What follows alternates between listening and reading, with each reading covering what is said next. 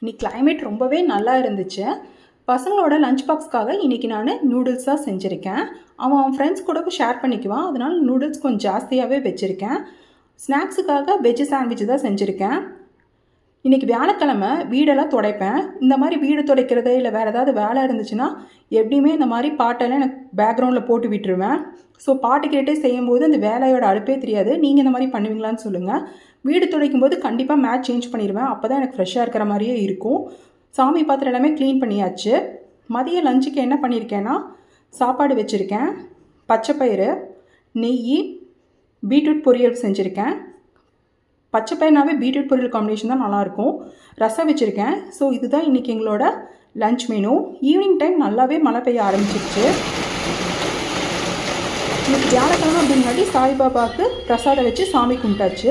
இந்த வீடியோ பிடிச்சிருந்தால் லைக் பண்ணுங்கள். மறக்காமல் சேனலுக்கு சப்ஸ்கிரைப் பண்ணுங்கள். தேங்க்ஸ் ஃபார் வாட்சிங்.